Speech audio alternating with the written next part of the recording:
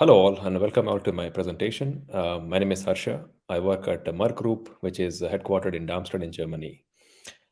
I'm heading a group here responsible for text mining and natural language processing. And the topic I have for today is we are doing a pilot where we are trying to explore the patient-centric data to understand the voice of customers and how we can improve the pharma value chain.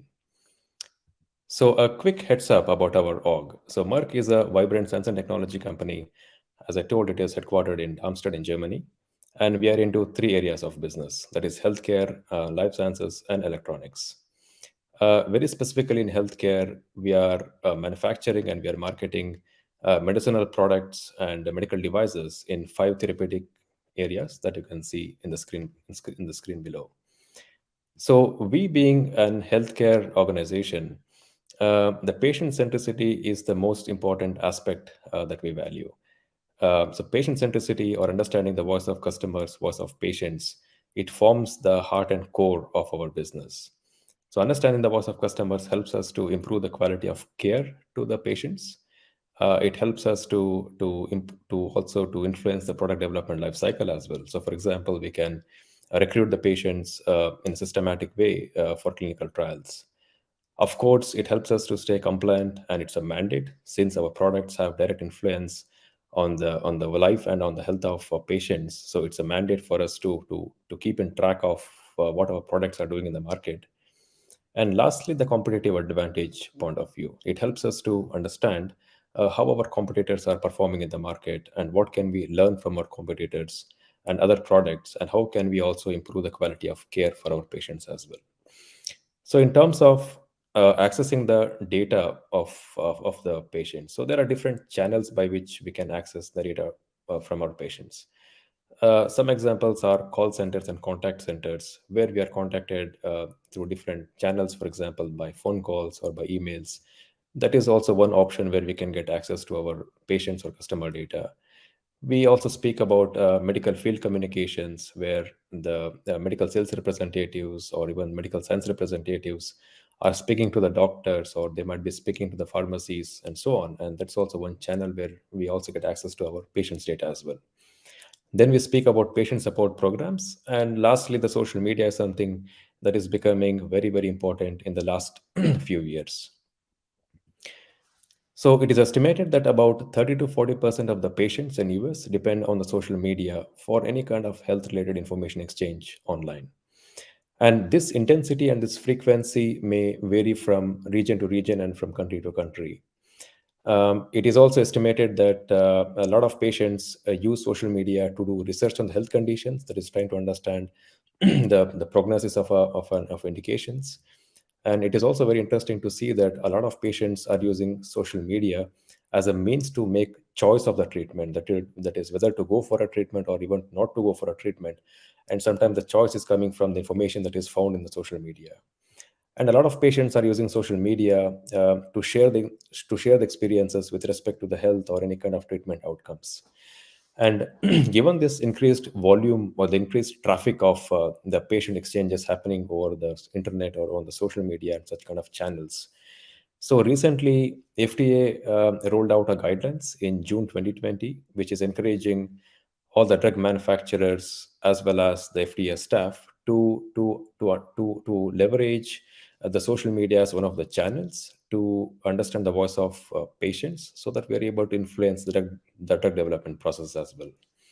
So as you can see here, again, there are no very strict guidelines around what to do and what not to do, but nevertheless, there is a very clear guidance, or let's say a direction from the regulators, which is now encouraging all the drug manufacturers to leverage the social media as much as possible to collect the information and insights from the social media data that can have any kind of positive influence on the drug discovery development processes. But the social media data comes with its own challenges. So there are socio-ethical challenges and there are techno-functional challenges. So when we speak about socio-ethical challenges, we speak about things like authenticity. So the post that is written by a patient may be written by a patient or may not be. So that kind of validity of a patient is often hard with social media. We speak about age-related adherence. So not every age group are equally inclined to use social media, right? So the youngsters probably use more social media in comparison to the more elderly or more older population of patients. There can be geographic limitations. Not every country, not every region is inclined to use social media as much as possible. And there could also be some governmental regulations in some countries also to use social media or even specific type of channels as well. And we also speak about the questionable representativeness of the data, which means a lot of posts that are written by patients could be hypothetical in nature, or there could be assumptions, or they may not necessarily be a medically valid facts, or there could not be necessarily good medical validation in the background. They could be simply be assumptions or assumptions as well. So these are some of the challenges that we see typically from a socio-ethical point of view. When it comes to the techno-functional point of view, so here we speak about compliance, because we need to handle the social media or any kind of data in a compliant fashion. We need to be respectful for things like GDPR, personal identifiable information, and so on. So it is also a mandate for all the organizations who are handling such data to ensure that we are able to respect the compliance as much as possible. Noise is definitely one of the big challenges with social media too. So social media data is typically very noisy, and it requires a lot of effort to really bring this data to a good shape so that it is easily analyzable and workable going forward. Data volume, for sure, depending on the type of channel that you are working with. If you speak about a very generic channels, for example Twitter, you may end up in analyzing millions and millions of posts. So this means we need to have a right infrastructure and architecture in place so that we are able to handle such large volumes of data. Then we speak about the language limitations too. Sometimes we observe the languages, that is the vocal languages used by the patients. Sometimes it is even hard for any kind of an automatic language detection systems, translation systems, to even identify what kind of language is typically used by the patients or customers. And finally, the last but not least, the informal representations. We cannot force our patients to use medical terminologies, of course, and a lot of language that is being used by the customers or patients is very casual and very informal in nature. And this could also pose limitations to NLP algorithms to also capture the right amount of information with the right quality as well. So there are many more challenges that typically comes with the handling the social media data. So currently, what we are working on is to build up a patient 360-degree, let's say, analytics platform. And the vision that we are trying to set up is that we're able to provide to our internal colleagues within healthcare, internal businesses in healthcare, that they're able to have a 360-degree view of the voice of patients. That is starting from prognosis of a disease, like how the diseases are evolving, any kind of comorbidities that are existing in the patients, any kind of patient attributes that might be influencing the disease. Then we move to the diagnosis. Here we speak about what kind of typical diagnostic investigations are undergone by the patients, what are the expectations of the patients, and what are the outcomes of this diagnosis. And then we speak about treatments, what kind of treatment patterns our patients are undergoing, and then what is the outcome of the treatments, and also what are the patient experiences as a result of these treatments. And finally, the external factors as well. So things like, are there any socioeconomic factors like costs, availability of a medication? It could be about insurances, copay, things like this, which are also influencing the decision of the patients to go for a specific type of treatment. And also to be able to understand, to be able to even perform any kind of a KOL analysis, and understanding the key opinion leaders who are heavily influential on the internet, who could also influence the patients towards a specific type of treatments or diagnosis too. And then any kind of a trend analysis that we can do with the social media data. So this is the type of ecosystem that we are currently envisioning. So as a part of the pilot, we are for now focusing on a very specific subsets of data, that is blogs, boards, reviews, and data coming from Twitter. Of course, we do have access to other types of data, for example, inquiries, field communications, literature, and clinical trials. But this is something that will be in scope maybe in the future time. So for now, the scope is very much limited to the social media specific data only. So the platform that we have has two phases. The first phase is about capturing the data and to clean up the data, to prepare the data in a shape that can be used for subsequent insights generation and information extraction. So in the first phase, we have multiple steps. For example, it starts from filtering the irrelevant websites, and then we speak about data cleaning, that is bringing the data to a right shape.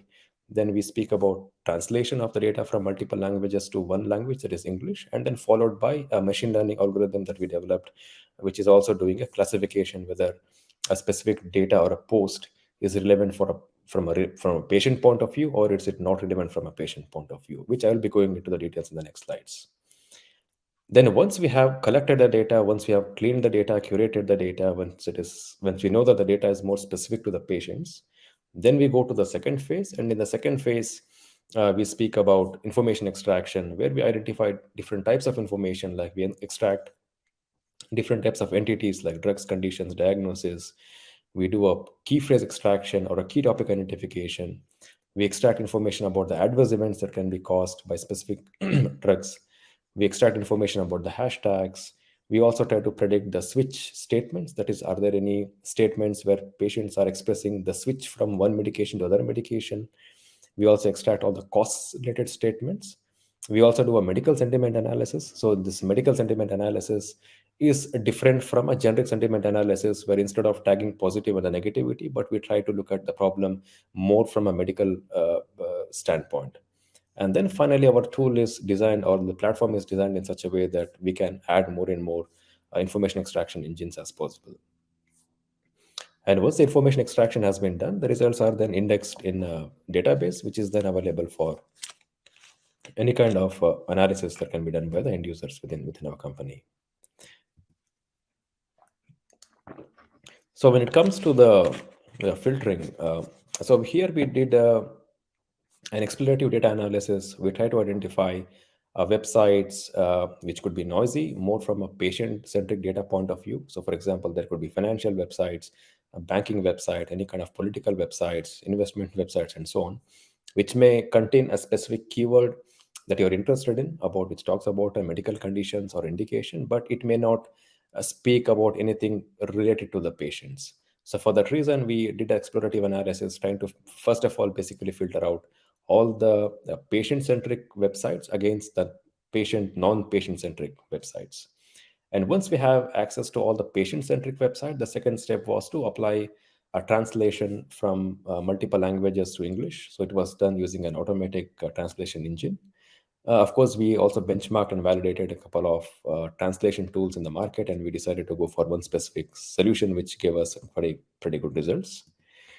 And then we developed a machine learning algorithm. Although the website may be patient centric, it is not necessary that a post may necessarily be coming from a specific patient. So we try to develop a machine learning model, which is now doing a binary classification and trying to differentiate whether a post or a specific article, is it coming from a patient, or is it not a really non-patient specific data. So the methodology that we used for training this patient classification algorithm, it looks like this. So we started with a large corpus of data. So we had a set of samples. We call it as a pre-training data set. And we applied a sentence BERT algorithm. Very specifically, we used the MPNet-based model coming from Microsoft, which is trained for a semantic text similarity tasks. And then we applied a k-means clustering, where, of course, the value of k was systematically decided based on CLOT scores and some statistical techniques. And then we randomly picked 300 clusters that were then manually labeled as patient or non-patient.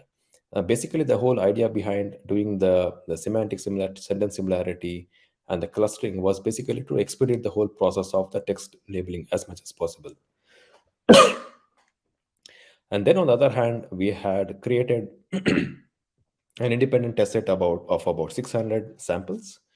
And then this was also labeled manually, saying whether the specific record is about a patient or a non-patient, and that was used as an independent test set for doing the validations.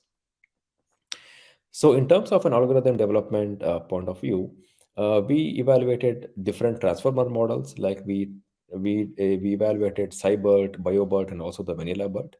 We also did a different hyperparameter optimization too. But as a result of all this experimentation, we observed that the Cybert outperformed BioBert and BERT with a pretty good F score of 87%. So for that reason, the Cybert was finally trained and then used for doing an inferencing on the complete larger data set as well. So with this, once we were able to to extract the data, filter out irrelevant websites, perform also a patient-specific data classification. The next step was to perform information extraction. In information extraction, as I already showed you in the previous slides, we had different types of mechanisms to extract to do information extraction from the post that we had.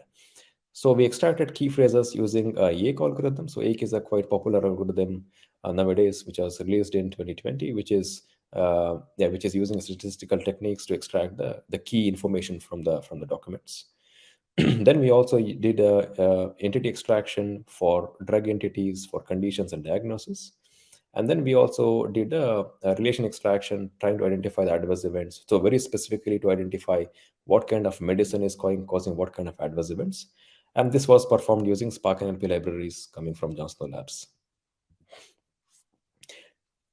Then the next set of information extraction that we performed was using the zero-shot classification. So we applied zero-shot classification for our drug switch prediction as well as for the cost statement prediction.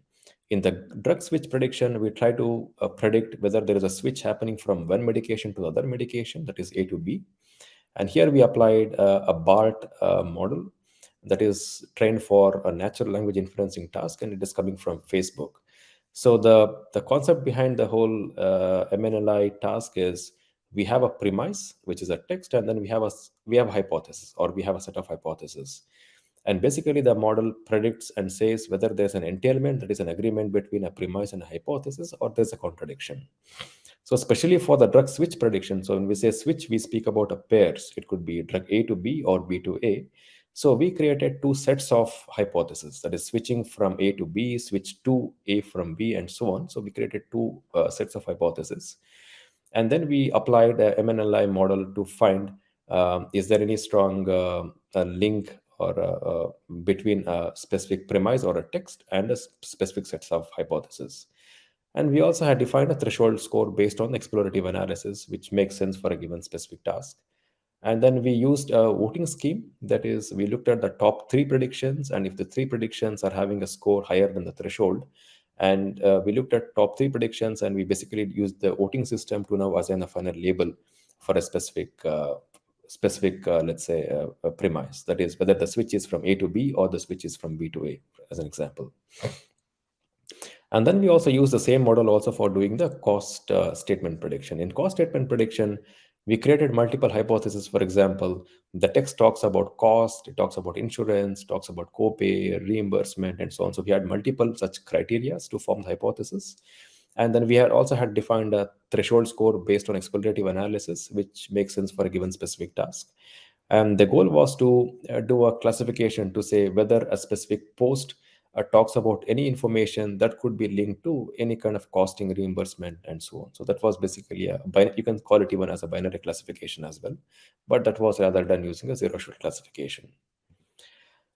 And the last type of classification that we did was a medical sentiment analysis. In medical sentiment analysis, the goal was to classify whether the condition of the patient deteriorated, or whether the medical condition is still existing, or whether the medical condition improved over the period of time as a result of a medication. So for that reason, we had a precondition that a post should contain a specific drug, or maybe it can contain one or more drugs. But basically what we wanted is that given a mention of a drug, we want to categorize whether a post speaks about condition worsening, still existing, or getting improved over the period of time.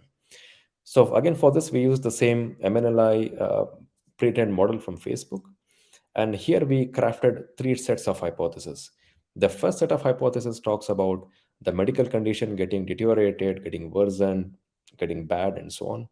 The second set of hypotheses speaks about the medical condition is still existing, it is still continuing, it does not improve. And the third set of hypotheses speak about the medical condition getting improved, getting better, and so on. And then we used, again, a thresholding based cutoff. For example, if a score for a hypothesis fitting to a premise is greater than a specific threshold, then we accepted it. And we also used a best three voting system. So for example, if the top three prediction says deteriorated, exists, and improved, then we would basically ignore it. But if the top three prediction says two times deteriorated but once exists, then we would basically rather go for deteriorated because that has a highest vote in terms of predictions. So in this way, we were able to extract different types of information, and then the information was then presented to the end users in the form of some interactive dashboard. So we created multiple dashboards where users could easily analyze the switch statements. They could easily analyze any kind of a costing statements, any kind of adverse events that are reported from a specific medication. We could also do analysis for the trend over the period of time. So this provides a very rich functionality for the end users to understand are there any kind of trends within the data, any kind of correlations between the data, and so on. So currently it's a work in progress. Our business colleagues have been using the dashboards, trying to extract valuable information and insights, and then we are trying to evaluate and see how the information can be subsequently used for any kind of business decision making. So this is the pilot that we are still continuing to work on. So as a result of this pilot, we had some interesting learnings, and we also have some future consideration, like what we want to pick as next challenges. And then we have data specifics as well as more NLP or more data science specifics. When it comes to the data specifics, what we observe is having access to patient-specific forums definitely maximizes the value of insights that we can generate. Rather than targeting more generic websites, if you can get access to more specific targeted websites uh, about a specific indication and so on, so that is always definitely a nice to have. And this is what we are trying to now investigate and see what kind of opportunities exist where we can get access to any specific patient forums, or how is the market in this space too. The second thing that we are looking into is how can we now integrate the data from multiple sources, that is the data from inquiries, complaints, social media, so that we are able to create this 360-degree view or the historic view of the voice of patients. That is something we also have been working as a future plan too.